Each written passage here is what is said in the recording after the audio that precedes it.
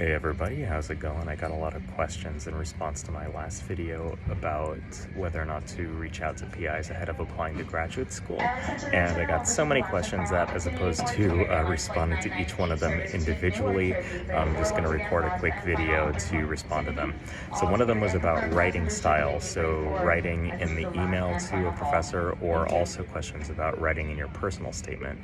And so unfortunately, I don't have the bandwidth to review everyone's personal statement. If I did that for everyone out there on the internet, that's probably all I would do and not be able to make any more videos or actually even do my normal job. So thank you for your understanding there. But what I can tell you is a couple of things.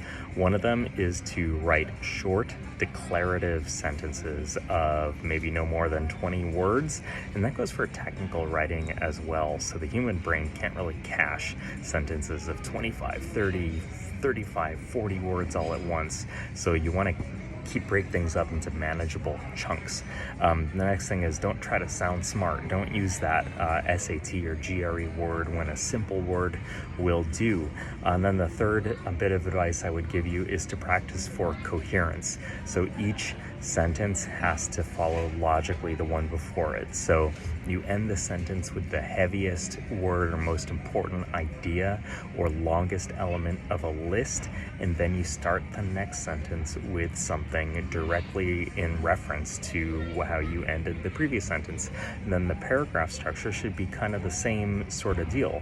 So you end a paragraph with maybe a question. I don't mean literally a question, but you're leaving something open for further investigation or discussion, and then you start out the next paragraph with the topic sentence about how you're going to address that particular issue, and that provides you the ability to provide more detail and elaboration from one sentence to the next and one paragraph to the next. All right, what else did I get?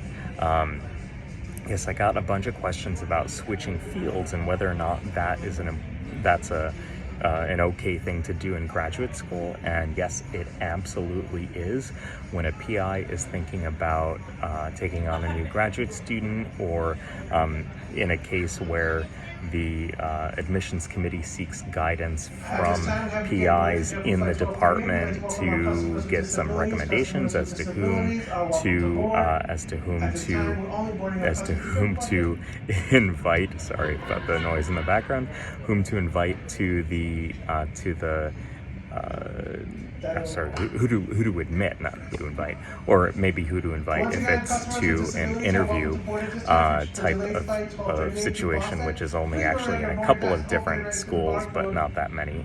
Anyway, invite to join the department. Anyway, okay, sorry. Background noise is really distracting.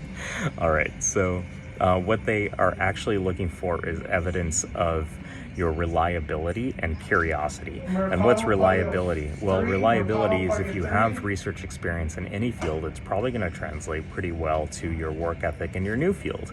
And also, if you got a good GPA, it probably means you have good time management skills. If you did research, chances are you're quite a curious person, so you want to highlight your curiosity about what the PIs in the school to which you are applying are doing. So yes, totally fine to switch fields. If somebody doesn't want to take you based on what you did as an undergraduate, then you probably don't want to be in that lab. So really, when I read applications, I'm looking for evidence that they're curious about what I do now, not necessarily the skills that they had in the past, because chances are the stuff that I do is so weird, it's not quite gonna line up with exactly what people did in the past. And then I got a really specialized question about plastics recycling versus fractional mechanics. And so One field is probably a bit more applied than the other. So plastics recycling can mean a lot of different things. Most plastics are actually like downcycled mechanically, so you grind them up or you melt them or something, and then you can make another kind of product out of them. Only a few different kinds of polymers are actually amenable to reprocessing in that manner. Fracture mechanics, I think, is really cool, especially at the intersection between continuum fracture mechanics and molecular changes that result from the mechanical chemistry that happens when bonds absorb a lot of energy and fracture. Okay, so I hope that was useful. I managed to, I hope, catch a few different common themes that came up in my last video. So until next time, take care, bye.